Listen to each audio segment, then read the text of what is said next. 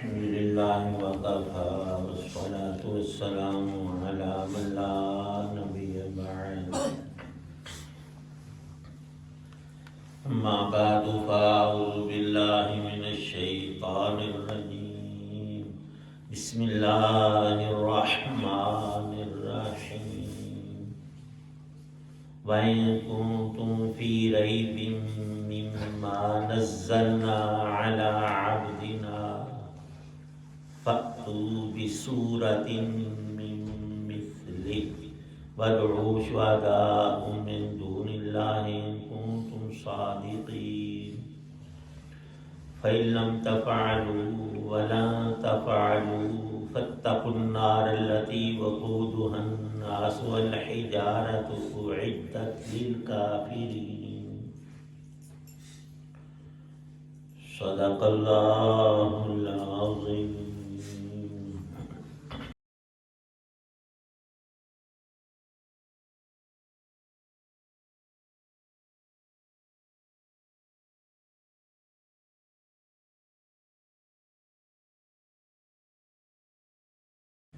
اور اگر تم اس قرآن کے بارے میں اے کافرو ذرا بھی شک میں ہو جو ہم نے اپنے بندے محمد صلی اللہ علیہ وسلم پر اتارا ہے تو اس جیسی کوئی ایک صورت ہی بنا لاؤ، اور اگر سچے ہو تو اللہ کے سوا اپنے تمام مددگاروں کو بلا لو، پھر بھی اگر تم یہ کام نہ کر سکو اور یقیناً کبھی نہیں کر سکو گے تو ڈرو اس آگ سے جس کا ایندھن انسان اور پتھر ہوں گے، وہ کافروں کے لیے تیار کی گئی ہے۔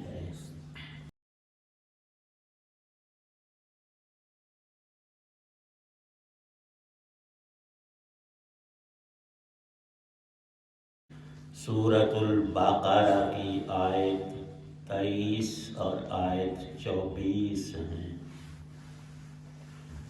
اس سے پہلے آیت 21 اور 22 میں اللہ تعالی شانہ نے سب کافروں کو ارشاد فرمایا تھا کہ یا ایھا الناس اعبدوا ربکم، تم اپنے رب کی عبادت کرو، جو رب نہیں وہ عبادت کے لائق نہیں، اور رب تیرے باپ دادوں زمین و آسمان کا کل کائنات کا ایک ہی ہے، اسی نے پیدا کیا تو پھر مالک وہی حقیقی اکیلا ہے، اور اس نے پیدا کر کے تمہیں چھوڑ نہیں دیا۔ ایک ایک سانس میں ہر انسان رب کائنات کا محتاج ہے، میں بھی آپ بھی، اور ساری چیزیں اپنے وجود میں بھی اللہ کی ہمیشہ محتاج، اور اپنے بقا میں سامان بقا۔ انسان 2-4 دن غذا نہ کھائے یا نہ کھا سکے تو بھوک اور پیاس سے تڑپ کر بلک کر مر جائے۔ اے بندے، جو کچھ کھاتا پیتا ہے کون عطا کرتا ہے؟ آسمان کس نے بنایا؟ کوئی دوسرا ہے اللہ کے سوا؟ کوئی ہے تو نام لو۔ نام ان کے پاس بھی کوئی نہیں، جو بتوں کے نام رکھے تھے وہ جزوی اپنی ذہنی ضروریات کو ان سے متعلق کر رکھا تھا، نعوذ باللہ کہ اللہ ہماری سنتا نہیں، اور ان کی قبول کرنے پر مجبور ہے۔ جو مجبور ہو وہ رب نہیں ہوتا۔ 2 آیتوں میں اللہ تعالی شانہ نے اپنی شان الوہیت، وحدانیت اور یکتائی، اپنی قدرتوں کو بیان کیا۔ اے بندے، تیری ساری ضروریات اللہ پیدا کر کے تجھ تک پہنچاتے ہیں، تو اپنے جسم پر ہی غور کر لے۔ اور جب زمین و آسمان کو دیکھے تو سب چیزیں تیری نوکری میں رب نے لگائی ہوئی ہیں. سورج، چاند، ستارے، زمین، آسمان، بارش، پہاڑ، دریا، جو کچھ ہے مسخر کیا ہے بندوں کے لیے کہ تم نے ان کی خدمت کرنی ہے. اور انسان الٹ سوچ کا کبھی سوچتا ہے تو انہی کو، سورج کو چمکدار دیکھا تو اس کے آگے جھکنا شروع کر دے، یہ میرا رب ہے. سیدنا ابراہیم علیہ السلام کا تفصیل سے ذکر قرآن پاک میں ہے کہ قوم کو سمجھانے کے لیے جہاں وہ بتوں کی پوجا کرتے تھے، وہ مخلوقات میں سورج کی، ستاروں کی، چاند کی، ان کی بھی پوجا کرتے تھے. تو انہوں نے فرمایا کہ یہ کیسے رب ہیں؟ بندے کا دل چاہتا ہے میں اس کی پوجا کروں، عبادت، اور سورج ہے وہ غروب ہو گیا کہ میں اب کل آؤں گا، صبح ہوگی تو طلوع ہوں گا. چاند ہے وہ بیچارہ گھٹتا بڑھتا رہتا ہے، اس میں اتنی پاور نہیں کہ وہ ہر روز پورا چمک کر دکھائی دے. 14ویں کو، 13 اور 14، 15 کو وہ تقریباً پورا ہوتا ہے. پہلے بڑھتا بڑھتا یہاں تک آتا ہے، پھر گھٹنا شروع ہو جاتا ہے. اللہ کی یہ شان نہیں، کبھی ہو کبھی نہ ہو، کبھی آدھا ہو کبھی سارا ہو، نہیں. تو 2 آیتوں میں فرمایا کہ میں تمہارے جسموں کا، ابدان کا رب ہوں، پالتا ہوں، اور تمہاری روحوں کا رب بھی اللہ فرماتے ہیں میں ہی ہوں. دونوں کی ضروریات ہیں. جسم چونکہ مٹی اور اربع عناصر سے تخلیق کیا تو ضروریات بھی زمین سے اس کی متعلق ہے. ہمارے جسم کی جو کچھ کھاتے پیتے اسی سے نکلتا ہے، نکلتا خود نہیں، رب نکالتا ہے. أَأَنْتُمْ تَزْرَعُونَهُ أَمْ نَحْنُ الزَّارِعُونَ. رات اور دن کو کون عدلتا بدلتا ہے؟ صرف اللہ ہی ہے. تو جو اعلیٰ چیز ہے اس کی مثال دی بزرگان دین نے کہ ایک شخص تمہارے پاس گھوڑے پر سوار ہو کر آتا ہے، تمہارا مہمان ہے. تم گھوڑے کو تو دانہ ڈالو، پانی پلاؤ، باندھو، آگے پیچھے کرو، اور سوار کو پوچھو ہی نہ. یہ کوئی عقل مندی نہیں ہے. افضل ان میں اصل جو ہے وہ سوار ہے، سواری نہیں. پہلے اس کا حق ہے، اس کو عزت دو، اس کو بٹھاؤ، تکریم کرو، پھر گھوڑے کی طرف توجہ. ہماری روح اصل ہے، یہ اللہ نے پیدا کی تو اب ختم نہیں ہوتی. جسم میں ڈالتے ہیں اللہ پاک اور موت پر نکالتے ہیں، پر اسے ختم نہیں کرتے. جسم کا درجہ کم ہے، روح جب تک ہے یہ سارا سسٹم چل رہا ہے انسان کے بدن کا. جب اس کو اللہ پاک واپس لے لیتے ہیں، نکال لیتے ہیں، جسم تو بیکار ہو جاتا ہے، گلنا سڑنا شروع ہو جاتا ہے. اب ہم سب اکثر انسان جسم کے پالنے میں ہم دن رات لگے ہوئے، اور روح کی غذا اس کی طرف توجہ ہی نہیں. یا شیطان نے الٹا ہی پٹی پڑھا رکھی ہے، جیسے کسی شخص کو کوئی دشمن یہ سمجھا دے کہ روٹی اور چاول، یہ کھانے پینے کی چیزیں سب بیکار سی ہیں. اصل نعوذ باللہ نشہ ہے. وہ استعمال کرو گے، شراب میں نشہ ہے، ہیروئن میں ہے، فلاں چیز میں، پھر تمہیں لطف آئے گا. زندگی لطف آئے گا نہیں، عقل ماری جائے گی، اور جو اصل جوہر ہے وہ نہ رہا تو تو کسی کام کا نہیں.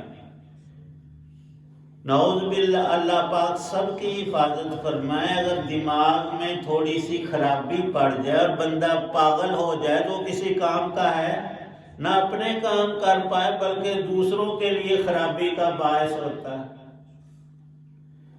تو موسیقی روح کی غذا ہے، استغفر، یہ شیطان کا جملہ ہے، قرآن روح کی غذا ہے۔ اللہ پاک نے یہاں بتایا ہے ان 2 آیتوں میں جو ابھی پڑھی ہے کہ اللہ نے تیرے جسم کو پالنے کے لیے بہت غذائیں پیدا کی، عطا کی، تیری روح کی پاکیزگی اور شرف اور بلندی کے لیے قرآن کو نازل کیا ہے تیرے لیے۔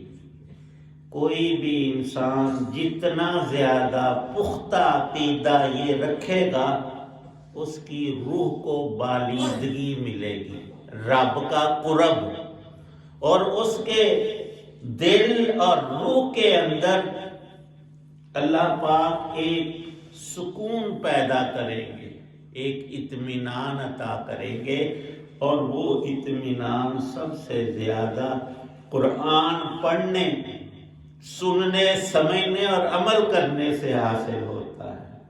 اللہ پاک فرماتے ہیں کہ یہ مکے کے کافر جو رسول پاک صلی اللہ علیہ وسلم کے دور میں انکار کرتے ہیں کہ یہ اللہ کا کلام نہیں، 1 2 4 10 دلیلیں نہیں، یہ تو معجزہ ہے تا قیامت رہنے والا۔ کیوں کہ آپ اللہ کے آخری نبی ہیں، خاتم النبیین، جب تک نبوت ہے تب تک یہ معجزہ قائم ہے۔ پہلے انبیاء علیہ السلام کو بھی معجزات اللہ نے عطا کیے۔ معجزہ اللہ کا فعل ہوتا ہے، نبی کے ہاتھ پر صادر ہوتا ہے۔ موسیٰ علیہ السلام کا ڈنڈا وہ ان کے حکم سے نہیں، اللہ کے حکم سے سانپ بن جاتا تھا، پھر پکڑتے تو ڈنڈا بن جاتا۔ ید بیضا ان کا معجزہ تھا۔ عیسیٰ علیہ السلام کے معجزات مشہور ہیں۔ معجزہ نبوت کی دلیل ہوتا ہے، اس کا کوئی انکار کر نہیں سکتا۔ تو فرمایا رسول پاک صلی اللہ علیہ وسلم کے سینکڑوں نہیں ہزاروں معجزات ہیں، پر سب سے بڑا معجزہ یہ قرآن ہے۔ پہلی بات یہ کہ اس کو کوئی بدل نہیں سکتا، اس کا ایک نقطہ اور زبر زیر کوئی آگے پیچھے نہیں کر سکتا، نہ کر سکا ہے۔ 1500 سال گزر گیا، اللہ نے اس کی خود حفاظت فرمائی ہے، اور آپ پرانے سے پرانا قرآن پاک لکھا ہوا اور آج کا ملا کر دیکھ لیں، کوئی فرق نہیں ہوگا۔ کتنا بڑا معجزہ ہے۔ اور اس کا مقابل جیسے اللہ کی مخلوقات میں تقابل نہیں بندوں سے ہو سکتا، قرآن کا مقابلہ کرنے سے بھی سارے جنوں ان سب مخلوقات عاجز ہیں۔ اگر ہم میں کوئی شخص یہ دعویٰ کرے کہ ہمارے فلاں ڈاکٹر عبدالقدیر اور سائنسدان انہوں نے ایٹم بم بنا لیا ہے، اب وہ کیا کوشش کر رہی ہے ٹیم کہ ایک سورج بنائیں گے، سورج چھوڑ کر چاند بھی نہیں بنے گا، ایک ستارہ بھی بندوں سے نہیں، وہ ستارہ تو چھوڑے ایک مچھر کا اصلی پر بھی نہیں بنے گا۔ نہیں جی، یہ تو سائنس نے اور سائنسدانوں نے بڑے بڑے کمالات، یہ ہوائی جہاز اور کیا کچھ مشینیں ایجاد کی ہیں، وہ جوڑ توڑ کیا ہے، تخلیق نہیں۔ تخلیق کہتے ہیں کہ کچھ نہ ہونے کو ہونا کر۔ ہماری کہاں کہیں بھی کوئی تصویر، عطا پتہ، آگا پیچھا نہیں تھا، اللہ نے اپنی قدرت سے پیدا کیا۔ قادر صرف اللہ ہے۔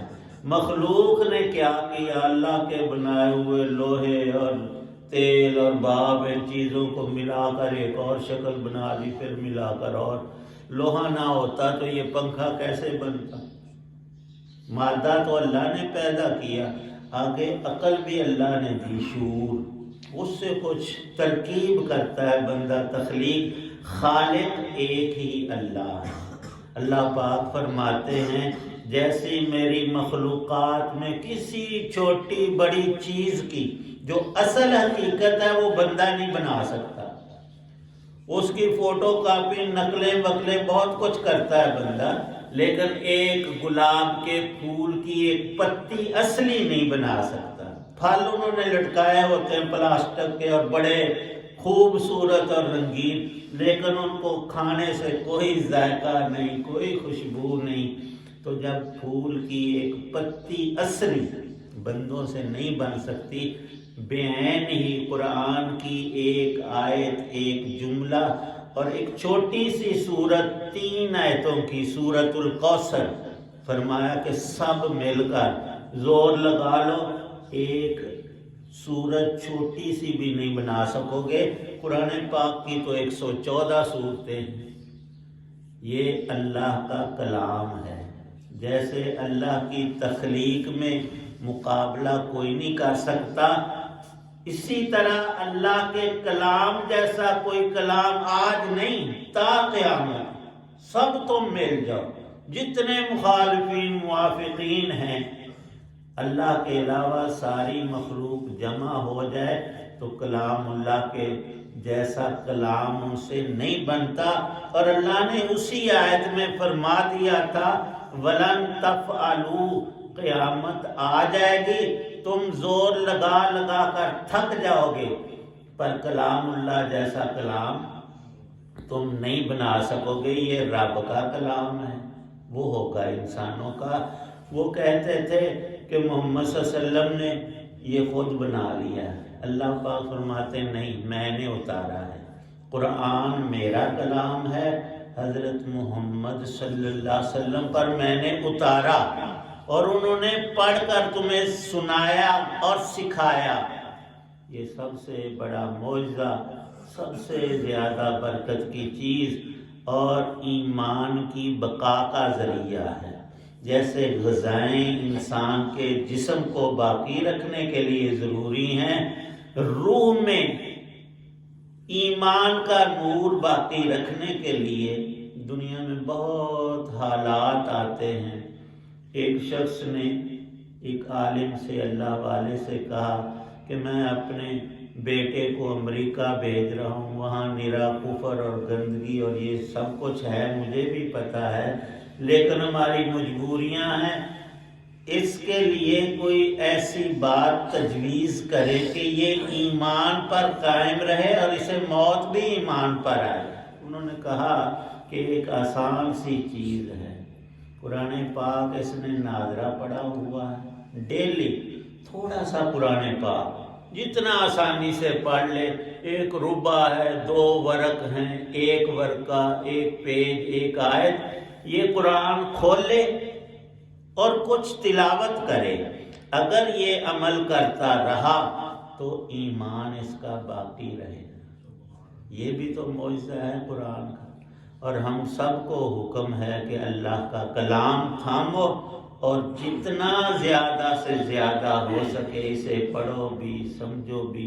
یہ بھی ایک چھوٹی سی کوشش، 10-20 منٹ ہم جو صبح بیٹھتے ہیں اپنے آپ سب کے ایمان کے بقا کے لیے، اور یہی وہ کتاب ہے جس کے ایک حرف پر اللہ پاک کم از کم 10 نیکیاں، اور اس کو بڑھائیں اخلاص اور نماز کے اندر قیام میں پڑھیں تو 100 نیکیاں ہر حرف پر، اور آگے اور بھی اس میں بڑھوتری ہے جو کسی اور عمل میں نہیں۔ خود رسول پاک صلی اللہ علیہ وسلم بڑی کثرت سے قرآن پڑھتے تھے۔ اللہ پاک ہمیں، ہمارے گھر والوں، نسلوں کو اور سب مسلمانوں کو یہ عظیم نعمت مزید عطا فرمائے۔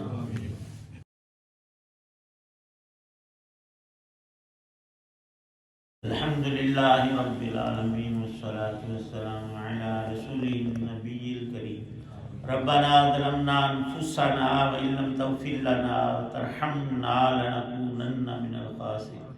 یا اللہ پاک سب بیماروں کو شفا عطا فرما، ہمارے ساتھ جی ثاقب صاحب، بھائی طارق صاحب اور جتنے ہمارے بزرگ جوان مرد و عورت بیمار ہیں، یا اللہ گھروں میں، ہسپتالوں میں، یہاں سب کو شفا عطا فرما۔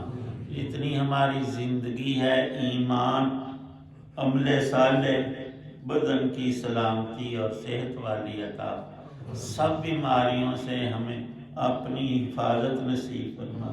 تمام مسلمانوں کو دین کی سمجھ عمل کی توفیق عنایت، جتنے حضرات دعا میں موجود ہیں سب کی دینی دنیاوی پریشانیوں کو دور فرما، بدحالیوں کو خوشحالیوں میں تبدیل فرما۔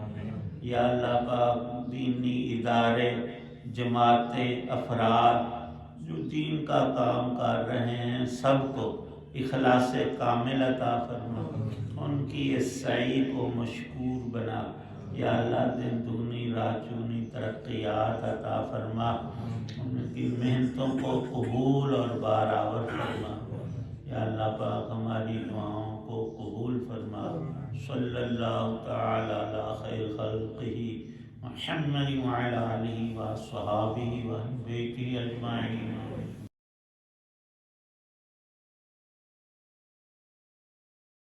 آپ سن رہے تھے اور دیکھ رہے تھے راہ ہدایت و نجات کے سلسلے کا ولاگ درس قرآن۔ آج کے درس میں سورہ البقرہ کی آیات مبارکہ 23 اور 24 کی تلاوت، 23-24 آیات مبارکہ کی تلاوت، ترجمہ و تفسیر بیان کی گئی۔ مدرس تھے جناب مولانا محمد اقبال صاحب، اور یہ روحانی اور قرآنی ولاگ جو سراسر باعث خیر، باعث برکت اور باعث ثواب ہے، اسے روزانہ کی بنیاد پر میں نے اپنے یوٹیوب چینل بشیر رشیدی سے پر اپلوڈ کر کے آپ کی خدمت میں پیش کیا، اللہ تعالیٰ کی رضا کے لیے۔ اگر آپ نئے ہیں اور آپ نے ابھی تک اس چینل کو سبسکرائب نہیں کیا تو ضرور سبسکرائب کر کے، لائک کر کے، اور دوستوں سے شیئر کر کے بیل آئیکن کو بھی آخر میں پریس کر دیجیے گا، تاکہ آنے والے ایسے روحانی اور قرآنی نوٹیفیکیشنز آپ تک اور دوستوں تک باقاعدہ اور بر وقت پہنچتے رہیں۔ اللہ تعالیٰ آپ کا حامی و ناصر ہو۔ اللہ تعالیٰ آپ کو، آپ کے لیے کھانا کو ہمیشہ اپنی حفظ و امان میں رکھے، آمین۔ اپنا بہت خیال رکھیے گا، اپنی دعاؤں میں پاک وطن، والدین و اجداد، دوستوں کے علاوہ اس ناچیز کو بھی ان میں شامل فرمائیں تو انتہائی شکر گزار ہوں گا۔ یہ ولاگ ختم کرتا ہوں اس دعا کے ساتھ کہ آپ کے اہل خانہ، بچے اور دوست و احباب جہاں بھی رہیں خوش رہیں، آباد رہیں، شاد باد رہیں، آمین۔ السلام علیکم ورحمۃ اللہ وبرکاتہ۔ پاکستان زندہ باد۔ اللہ حافظ۔